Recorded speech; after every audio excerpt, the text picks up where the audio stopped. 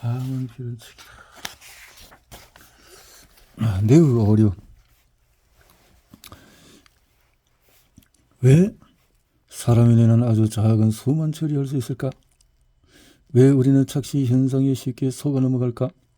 왜 우리의 생각과 행동의 기억은 툭하면 잘못될까? 왜 지나는 청소년, 특히 남자 청소년의 바보짓에 보상을 해줄까? 인간의 약함을 논하는 책에서 내 이야기를 하는 것이 이상하게 보일지 모르겠다. 어쨌든 인간의 뇌는 지구상에서 독보적으로 강력한 인지기계이니 말이다. 컴퓨터가 최소 바둑에서 우리를 이길 수 있다는 것은 사실이다. 그러나 수많은 분야에서 우리는 여전히 기계보다도 한 수 위이다. 컴퓨터 여러 분야에서 인간의 상대가 되지 못한다. 인간의 뇌는 지난 700만 년에 걸쳐서 우리의 가장 가까운 친척들을 뛰어넘어 그야말로 기하급수적으로 발전했다. 우리의 뇌는 침팬지보다도 3배는 크지만 이것은 도루 차이를 제대로 나타내지 못한다. 인간의 뇌가 커진 부위 중에서 거의 모든 부분이 몇 가지 핵심 영역, 특히 고급 추리가 일어나는 신피질이기 때문이다. 신피질. 네오코텍스. 우리의 뛰어난 처리 센터는 어느 전과 비교해도 훨씬 크고 훨씬 많이 연결되어 있다. 현대의 슈퍼컴퓨터조차도 인간 뇌에 빠르고 민첩한 능력이 필출하지 못한다. 뇌의 아름다운 선수한 연상 능력에 있는 것이 아니라 자기 훈련 능력에도 있다. 물론 오늘날 선진국 사람들은 폭넓은 공교육을 받는 것이 사실이지만 가장 치열하고 인상적인 학습은 교실 바깥에서 이루어진다.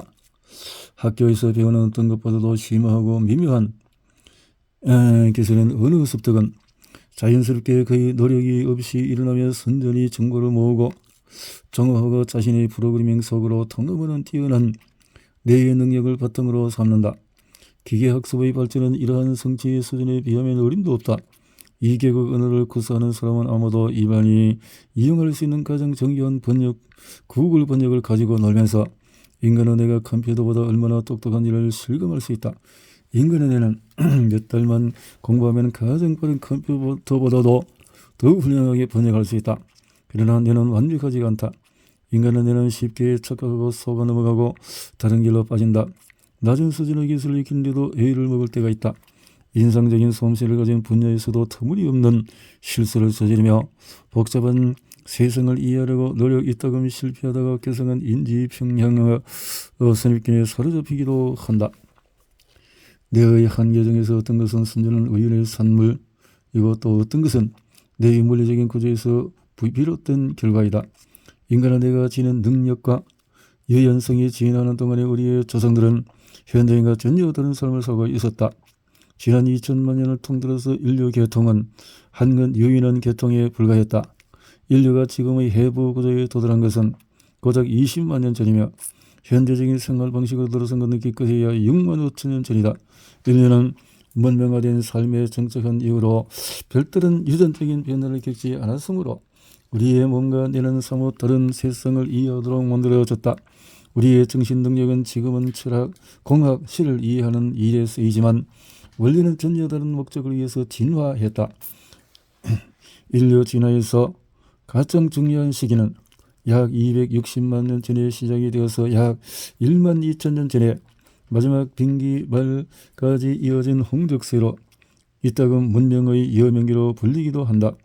홍적세 말에 인류는 지구 곳곳으로 퍼져나갔고 주요 인종 집단이 확립되었으며 농업이 여러 지역에서 동시에 발전했다. 그러나 유전자 풀은 지금과 거의 다르지 않았다. 말하자면 인간의 몸과 뇌는 지난 1만 2천 년 동안 별로 달라지지 않았다. 즉 우리는 이 삶에 적응한 것이 아니다. 홍적세의 삶에 적응했다. 이를 가장 잘 보여주는 것은 우리가 주변 세상을 지각하는 방식일 것이다.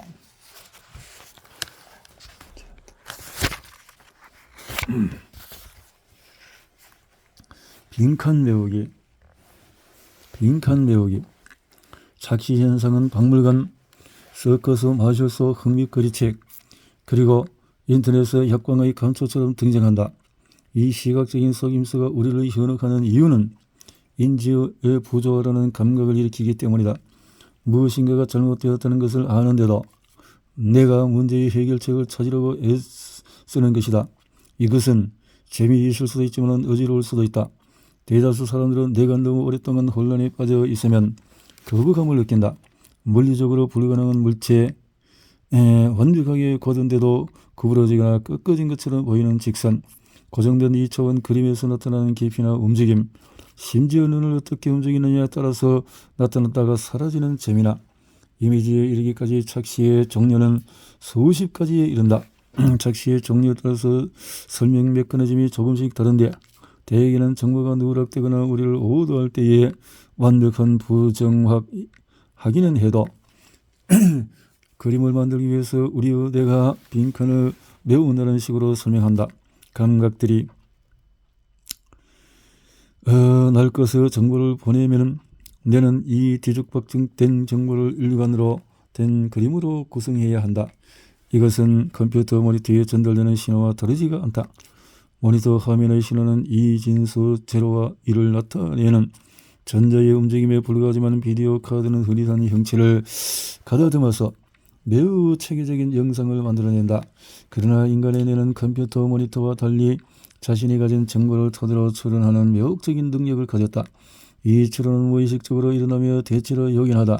이를테면 우리는 얼굴을 알아보는 데의 선수이다.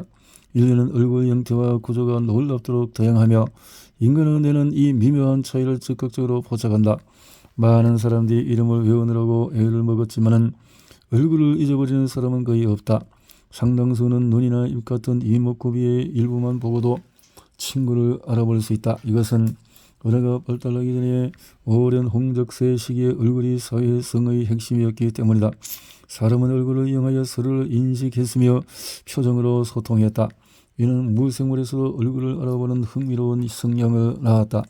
초기 인류가 생존을 위해서 인간 힘을 쓰던 시절에는 불완전한 그림에서 추론을 이끌어내고 과거 경험을 바탕으로 미래 사건을 예측하고 부분적인 장면만으로 상황을 가늠하는 정신 능력이 무척 효과적이었으며 이것이 종종 생사를 갈렸다 하지만 뇌의 이러한 인상적인 특징은 우리의 머릿속에 부정확한 그림을 만들어서 우리를 혼란에 빠뜨리기도 한다. 착시는 이 정신 능력을 활용한다. 가만히 있는데도 움직이는 것처럼 보이는 그림을 예로 들어보자. 이런 그림은 대체로 가장자리가 뾰족하거나 점점 좁아지는 형태로 번갈아서 나타나거나 맞물려 있다. 착시 효과가 일어나려면 같은 패턴이 서로 반대 방향으로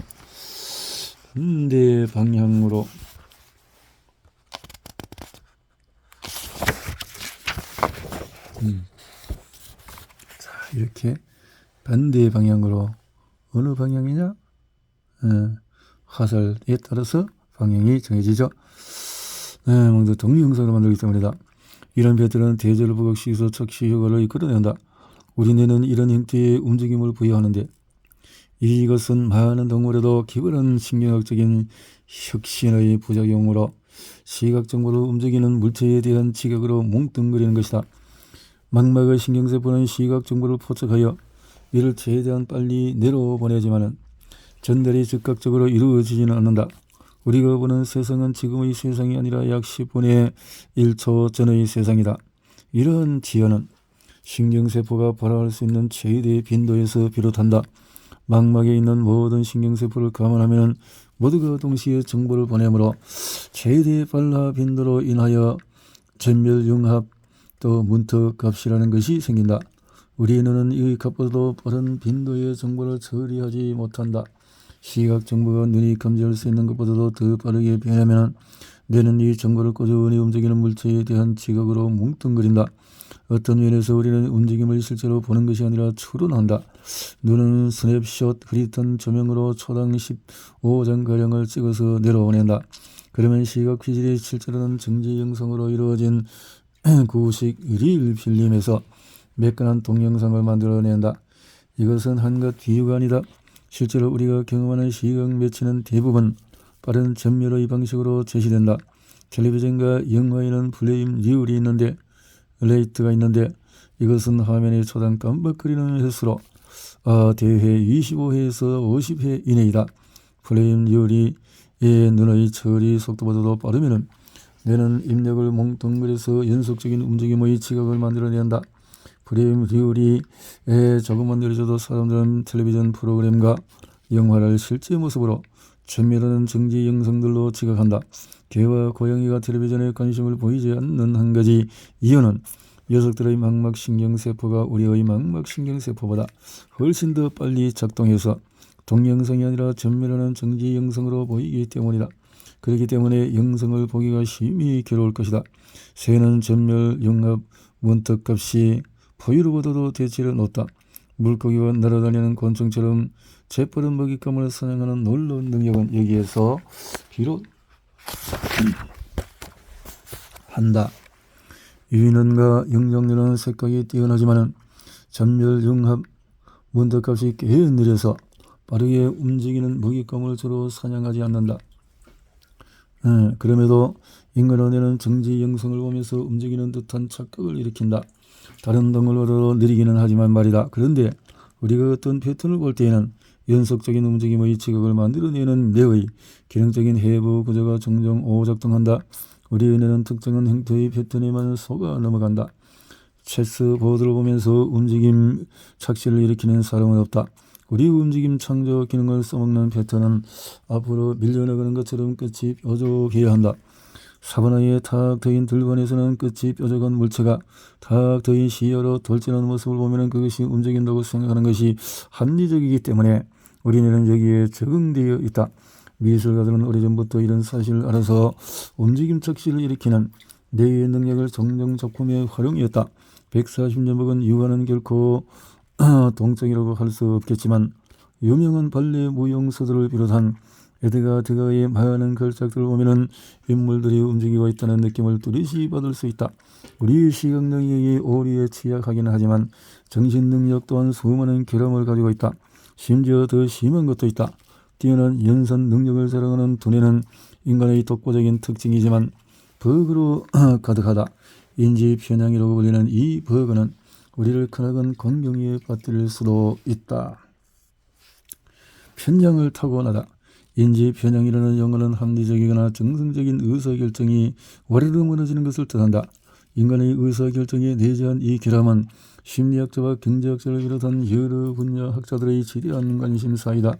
이들의 목표는 인간의 뇌처럼 기적적으로 태어난 것이 어떻게 그렇게 자주 그토록 뻔하게 그토록 터무니없는 짓을 저지를 수 있는지 이해하는 것이다. 인간의 뇌는 전체적으로 보면 경이로운 논리, 추리 기계이다. 사람은 어릴 때부터 연역 처리를 할 수 있으며 조건 논리의 단순한 규칙을 학습한다. 우리는 수학의 기본적인 기술을 타고나는데 수학은 본질적으로 논리 활동이다. 그렇다고 해서 우리가 항상 논리적이라는 이야기는 아니지만 전반적으로 인간은 논리적으로 생각하고 행동한다. 인지 편향이 기미하고 연극거리인 것은 이 때문이다. 인지 편향은 내가 합리적으로 추론을 하려는 우리의 기대를 깨뜨린다. 경제학에는 행동경제학이라는 분야가 있는데 생긴 지 수십 년밖에 되지 않는 이 분야는 인지 편향을 탐구한다. 행동경제학의 창시자인 데니얼 카너만은 이 업적으로 노벨상을 받았으며 대중서 생각에 관한 생각에서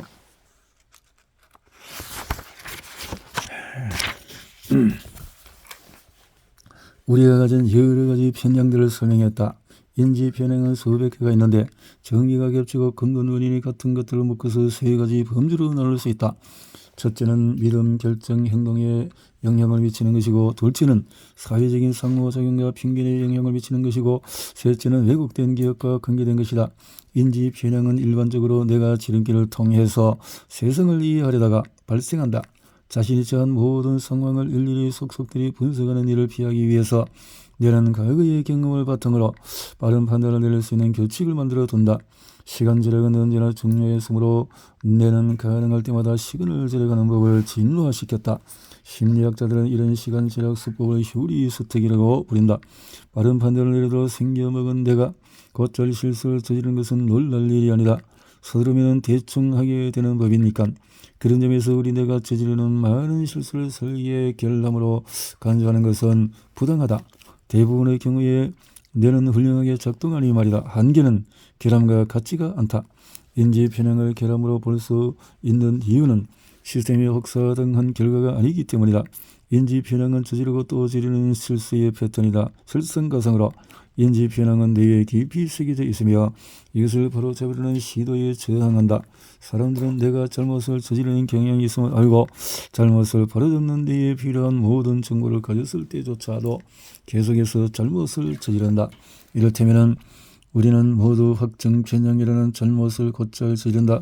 확증 편향은 정보를 공정하고 객관적으로 평가하는 것이 아니라 자신이 이미 참이라고 믿는 것을 확증하는 방식으로 해석하려는 지극히 인간적인 경향으로 선택적인 기억에서 진압출현의 오류, 모순된 증거의 소용을 놓고 거부하는 것에 이르기까지 여러 형태가 있다.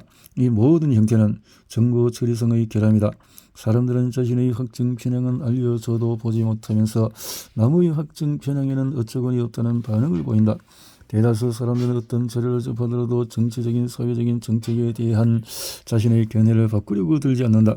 고전적인 예를 들자면 사회학자들이 사람들을 임의의 집단으로 나누어서 그들에게 두 연구 결과를 보여주었는데 하나는 사형제도와 폭력 범죄 예방에 효과적인 입증하는 것이었고 다른 하나는 그렇지 않음을 입증하는 것이었다. 그런 다음에 연구자들은 비험자들에게 각 연구의 타당성과 적절성을 평가해달라고 했다. 전반적으로 참가자들은 자신의 견해를 뒷받침하는 연구에 높은 점수를 주고 반대 견해를 뒷받침하는 연구에 낮은 점수를 주었다. 심지어 반대 연구의 한계를 구체적으로 지정하기도 했는데 그 한계는 자신이 찬성하는 연구에도 들어있는 것이었다. 다른 실험에서는 한 발 더 나아가서 정치적으로 민감한 두 가지 주제인 소수 민족 우대의 정책과 총기 규제에 대한 가공의 연구를 참가자들에게 제시했다. 어떤 연구보다도 뚜렷한 결론을 내었다. 그러나 실험 결과에는 아무런 차이도 없었다. 사람들은 오직 자신의 견해를 뒷받침하는 연구만을 높이 평가했다. 확증 편향은 우리의 정치적인 토양에 깊이 스며 있기 때문에 페이스북 논쟁으로 생각을 바꾸는 일은 결코 일어나지 않는다. 확증 편향의 또 다른 예는 포로 효과로 불리는 현상이다. 이것은 심리학자 버트럼 포로의 이름에서 따온 것으로 대학생 집단을 대상으로 실험을 실시했다. 포로 교수는 학생들에게 일종의 진단적성 검사인 매우 길고 복잡한 성격을 검사를 실시하면서 결과를 이용하여 그들의 성격을 온전하게 서술할 것이라고 말했다. 자, 쪽지 속에 당신은 다른 사람들이 당신을 좋아하고 존경하기를 갈망한다. 당신은 스스로에게 비판적인 성향이 있다. 당신은 활용하지 않는 능력이 많다. 당신은 성격상의 약점이 있지만 전반적으로 그것을 보완할 수 있다. 당신은 성욕을 해소하려다가 난처한 일을 겪은 적이 있다. 당신은 겉으로는 교율과 절제가 있는 것처럼 보이지만 속으로는 근심과 불안을 느낀다. 당신이 따금 자신이 옳은 결정을 내렸거나 옳은 일을 했는지에 대해서 심각한 의문이 들 때가 있다. 당신은 일정량의 변화와 다양성을 선호하며 제약과 한계에 얽매이며 불만족스러워한다. 당신은 독립적으로 사고한다는 것에 대해서 자부심을 느끼며 타인의 주장이 만족스럽게 입증되지 않을 경우에 그것을 받아들이지 않는다. 당신은 자신을 남에게 너무 솔직하게 드러내는 것이 현명하지 않음을 안다. 이따금 당신은 외향적이고 싹싹하고 사교적이지만 다른 때에는 내향적이고 소심하고 수줍어한다. 당신은 매우 비현실적인 소망을 품는 경향이 있다. 안전한 삶은 당신의 주요 목표 중의 하나이다. 여기에는 반전이 있는데 학생들이 받은 성격 묘사 쪽지는 전부 똑같은 것이었다. 아무도 그 사실을 몰랐지만 모른다는 사실이야말로 실험의 핵심이었다. 개인적이고 맞춤형인 성격 묘사 쪽지를 받은 학생들은 성격 묘사의 정확도에 1부터 5까지 점수를 매기라는 요청을 받았다. 평균 점수는 4.26이었다. 여러분이 나와 같다면 미어 인용문이 자신을 꽤 정확하게 묘사한다고 생각했을 것이다. 실제로도 그렇다. 저 묘사가 모든 사람에게 꽤 정확한 이유는 문장이 모호하고 보편적이어서 골수 사이코패스가 아닌 한 누구에나 들어맞기 때문이다. 안전한 삶은 당신의 주요 목표 중의 하나이다. 아니라고 할 사람이 누가 있겠는가? 자신에게 맞춤형으로 쓰였다고 생각되는 진술을 읽을 때에 우리는 그 진술이 진짜로 말하는 것을 비판적으로 평가하지 않는다. 오히려 그 진술은 자신에 대한 기존의 생각을 확증하는 것으로 여겨진다. 물론 학생들에게 자신들이 읽고 있는 것이 임의의 성격 덕질 목록이라고 알려주었다면 그들은 몇몇 진술이 자신에게 해당하지 않는다는 점을 알아차렸을 것이다. 하지만 특별히 자신을 위해서 작성된 진술이라는 말을 들었기 때문에 읽은 내용을 믿은 것이다. 우리는 정보 처리 능력의 이러한 오류 때문에 매우 곤란한 상황에 처할 수 있다.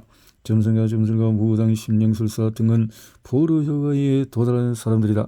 조금만 연습하면 사기꾼은 모호한 힌트만 가지고도 소름 끼칠 만큼 정확하고 꼭 들어맞는 것처럼 보이는 정교한 이야기를 지어낼 수 있다.